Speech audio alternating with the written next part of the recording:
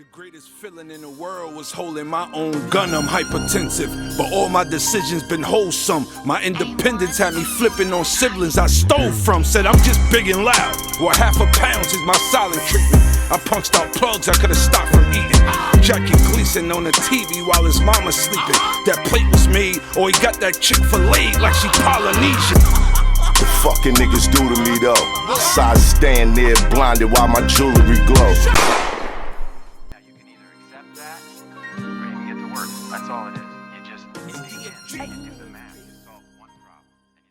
Static Selector had this spot in Brooklyn and Bushwick. Grimy. Yeah, I was there. Me and Saigon. Yeah. I was like, yo, you in the hood, nigga.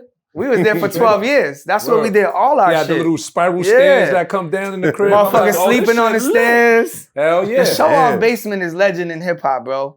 Like, we brought so many artists there. We pioneered so much shit in the show-off basement. Like, we created going live on live stream. Now everybody got Twitch and IG, Instagram Live and YouTube and going live on. Yo, we had live stream. You remember that shit, right? Bro. We had a bootleg ass laptop. Shit wasn't even a Mac. And we went live on live stream and would make a whole album in the night. One night. We did that with Freeway in the basement. It was Static was doing the production and he was picking the rappers. So he picked me. We did one. Then he did one with Saigon first. He set that one off. Then it was him and Freeway. Then it was him and Freddie Gibbs. Then it was him and me.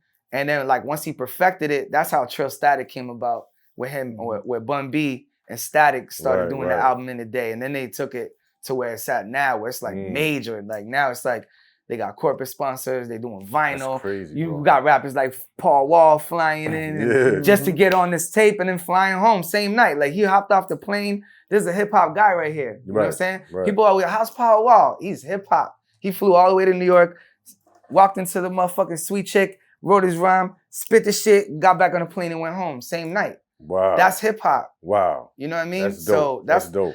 That's how we want to live in this shit. Yes. Yeah. Yes. Real talk. That's the energy that I always want to bring until the day I die. Like I see Snoop and he's still rapping.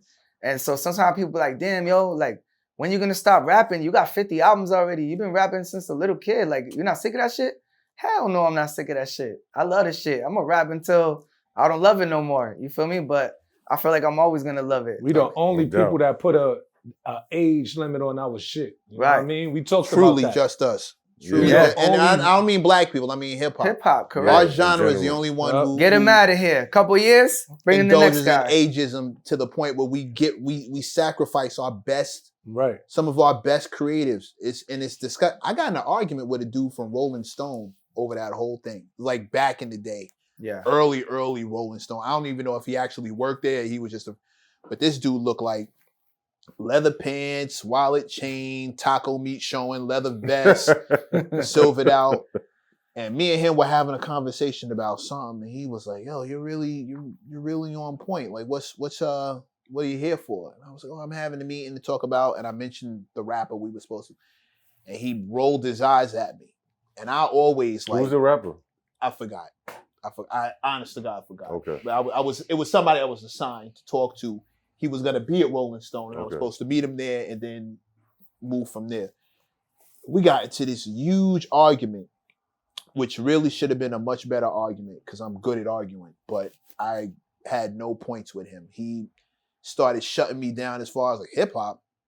You hip hop. You guys are like ridiculous. You were supposed to be right behind rock and roll music. Look how much you fucked it up. You put the kids in charge of everything. Your legends are out to pasture. The inmates are running the asylum. What the fuck are you doing? Like, what the fuck are you guys doing? Our legends can still tour. Your legends can't get on the radio. And he just started shitting on me. We 70, 80 years old, still doing whatever we want. 60 years old. Like, you guys, after 30, you're washed up. Like, who does that? You're not even in charge of your own shit. And I walked out of there with like my head, because I couldn't. Somebody shut you down? What? Can't believe that. Stupid. You were more mad because there was truth not in the it. Aries Mecca. No, say that again. You were more mad because there was truth in it. I was infuriated that it was. I was and you wanted furious. it to change, and we still want it to change all day. But first we got to acknowledge the problem. One of the main problems is ageism. We got to get that shit out the paint. You have to stop dissing our legends. Yeah. Our legends need to be able to flourish the same way the Rock Boys do. Nobody tells Aerosmith to sit down. They just went. none of the Eagles. Aerosmith just announced their final tour. That doesn't even mean they're not going to put out albums. That just means this is the last tour. That means they toured till they got tired of doing it. Yeah. Chicago did the exact same shit. Farewell tour. We're not coming back out anymore. Yo, you know how ill you got to be to tour to the point where it's like, all right, that's enough. Yeah.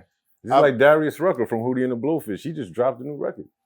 Somebody rapping on it. On the flip side, though, we need better OGs in hip hop because like the one he had. Yeah, like we need better OGs, and I stay working with rappers and producers that are on the come up, and sometimes I get like shit for it because like the OGs or like people who are more on will be like, yo, why you working with that person? They don't got no followers. They don't got no following. They're not doing nothing. You're wasting your time. And I'm like, yo, you gotta tap into the youth. You have to work with the people that's coming up. And you know what I mean? You saw who I walked in the room with, 2 younger artists in their 20s. I walked in here with an artist named Jam and an artist named Soline. And both of them are teaching me things. You know what I'm saying? They make way different music than I make. I'm not even making the type of music that they make. But at the same time, he like, I'm talking with him earlier. He like, yo, you heard that new Yeet song? Now, a lot of people my age don't know who Yeet is, right? But he putting me on like, yo, he got a song with Drake, whoop-de-whoop. So now I'm like, all right, cool. So now we giving each other game because I'm like, all right, yo, you know who we going to chill with? This is the OG. He did this, that, and the third. And it's like, so we sitting there talking about who really wrote the Benjamins. Yo, Jadakiss wrote this verse. And I know you told me that. And he here telling me about Yeet. And I'm telling him about who really wrote the Benjamins. So this is the type of relationship the OG should have with a 20-year-old. You'd be surprised what you learn from the youth, though. That's what I'm saying. The new slangs, all that shit. You learn from them. You be like, the fuck that mean? What is that? Well, back a couple years ago when everybody started saying drip, everybody laughed and it turned into a cultural term. Drip. The OGs laugh. We don't say that shit. It's like, now it's played out. Now it's a new word. So it's just like, we got to learn from the youth. And at the same time, the youth got to do their history. It's all around. Look around you, man. You can find inspiration. You can find discouragement. It all depends on you. Perception is everything. Some people just hear another song. Some people hear the greatest. A nigga used to have no chill. Nowadays I bump side A. Traffic going bumper to bumper, stuck on the highway.